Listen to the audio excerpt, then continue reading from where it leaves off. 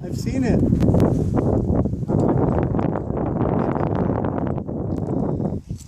Do you know where my keys are? Yeah, I give it to AJ. Shiesty Raiders fan. Alright guys, so let me have you group up kind of in a circle here. Which? That way. Look that way. Because, I mean, you'd have to like... Is it on record or camera?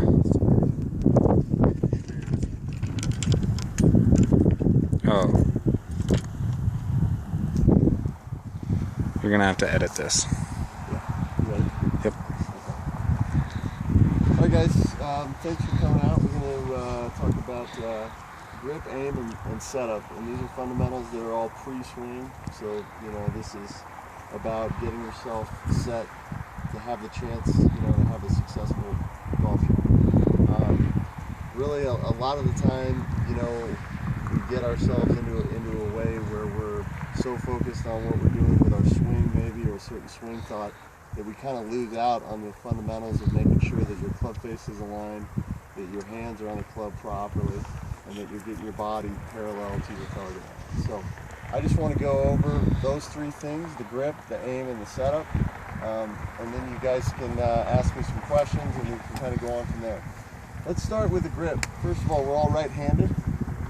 All right-handed. Okay, so the grip is the most important thing in the golf swing because it has the most influence on the club face. So if you don't get your hands on the club properly, then you're always going to have a hard time squaring the club at impact.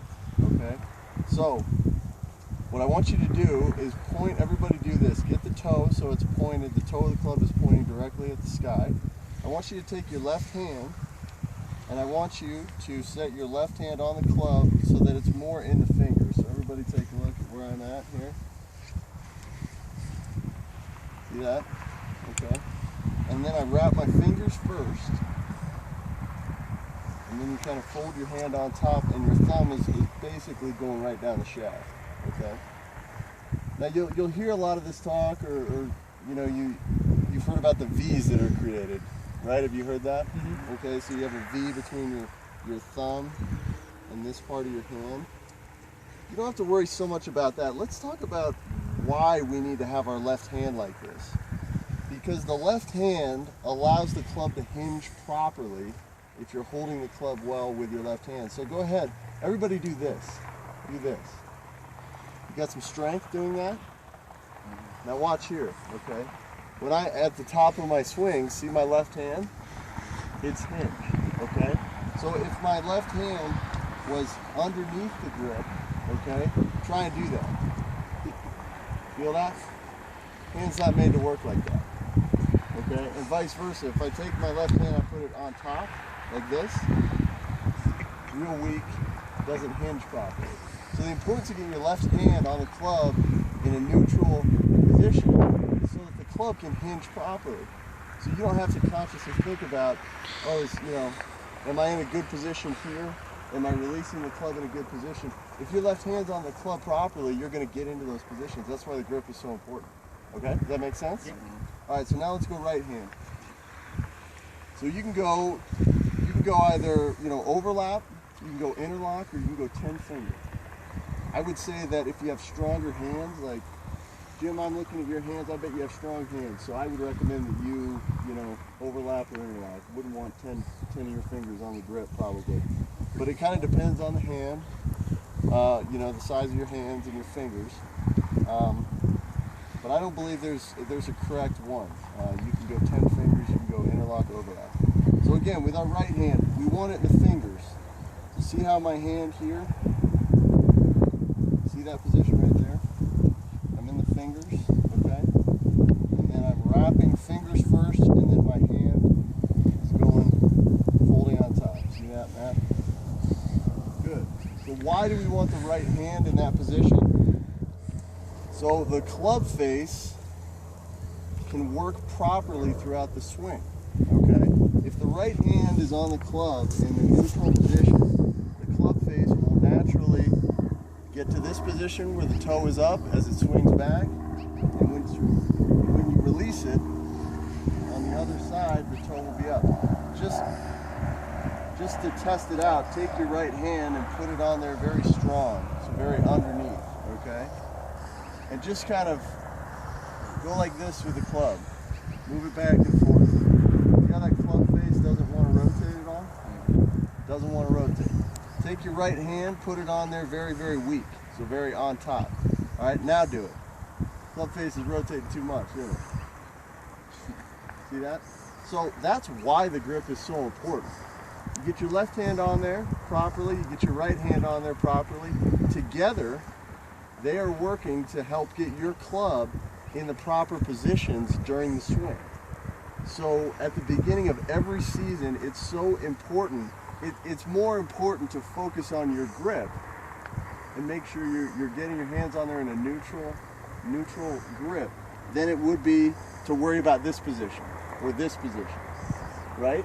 Because if you have a flawed grip, you're going to have difficulty getting in those positions. I think people have misunderstandings about the grip a little bit. They just kind of like, well, I need to get, my left hand on and then have my V, pointed, towards my chin or my right shoulder.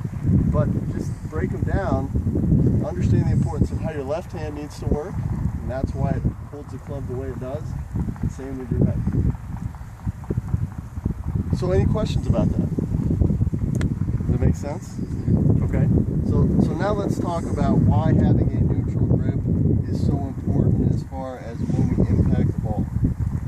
So I want everybody to get in their grip and set the club down on the grass. And I want you to just be holding the grip very lightly, very light. And now I want you to squeeze as hard as you can with both hands. Squeeze. And look at your club face as you do it. And then lighten the grip up and then squeeze again. Are your club faces staying or was it closing a little bit? Okay, so if it's closing a little bit, you might have your right hand in a strong position. Okay? Because here's what happens when we swing. This is natural human reaction. When we swing, we hit a baseball, throw a punch, we get tense right at the minute of impact. Okay, we go smooth and we get a little tense. So what that translates to in the golf swing is our hands squeeze. Our hands squeeze. Okay? So you might have your club down behind the ball and you're like, well, my club face is square. I'm looking good. But every time I swing, my ball is starting to the left. It's starting to the left. Why is that? My club face is square. Well, when you swing, okay, when you're getting ready to impact the ground and you're swinging the club at a speed of anywhere from 90 to 105 miles an hour, okay, you're going to get tense.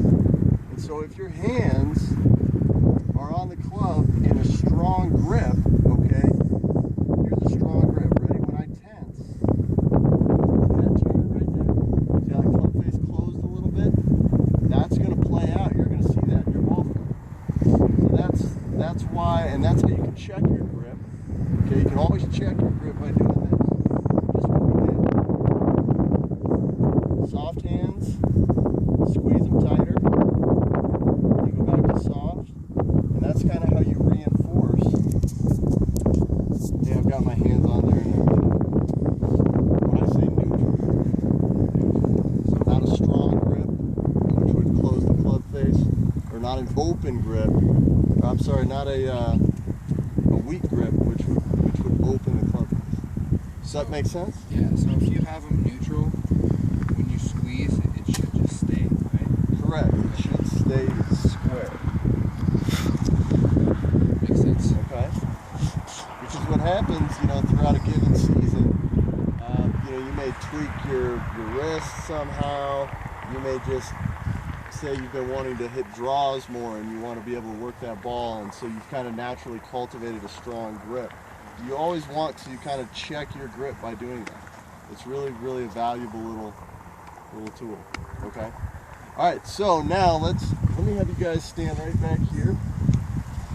So now that we know how to grip the club, now that we know how to grip the club and we know how to check ourselves with the grip, and we know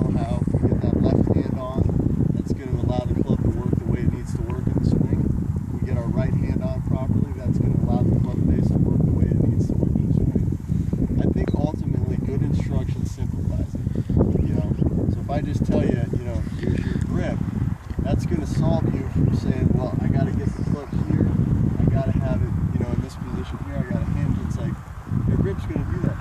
Keep going. All right, so now let's talk about aim.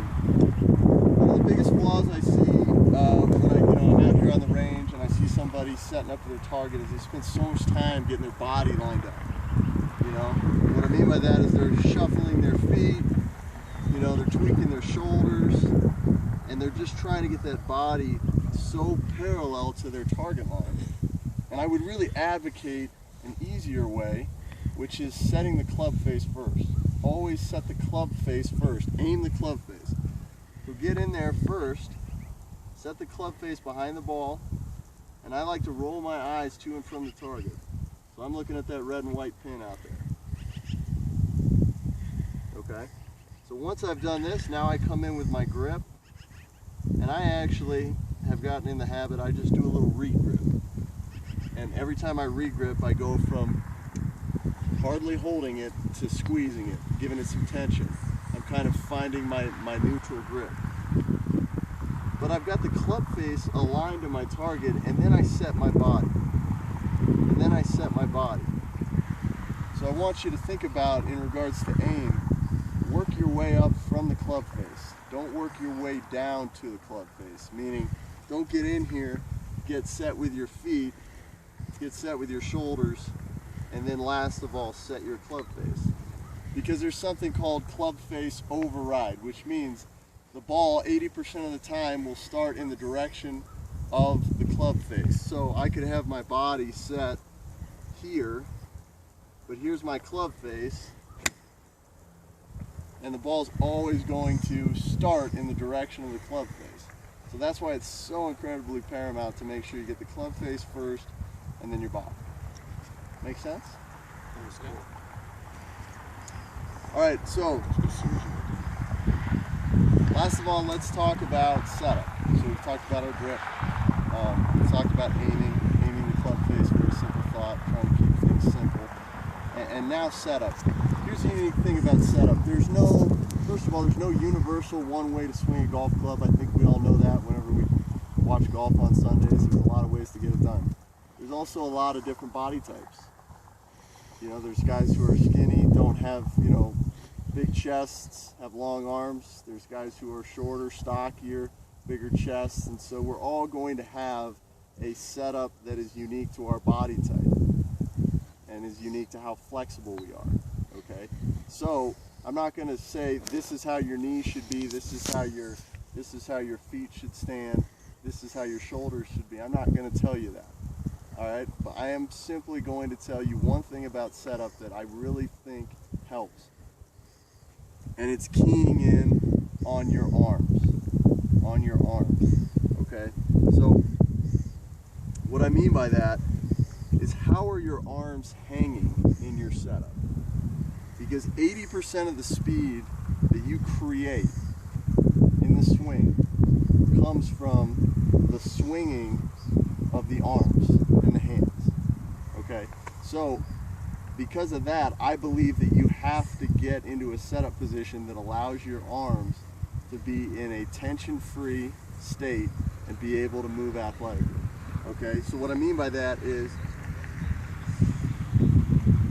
see how my arms here are hanging below my shoulders? There's absolutely no tension in my arms right now.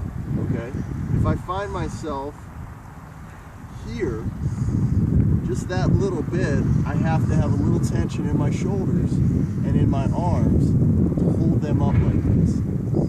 Tension decreases speed. Makes sense, right? The time you're tense, your speed is being decreased. So I love to think of setup about where are my arms hanging. So for me, for a taller, skinny guy, I'm going to focus on getting more bend at the waist, because that enables my arms to get in that solid position.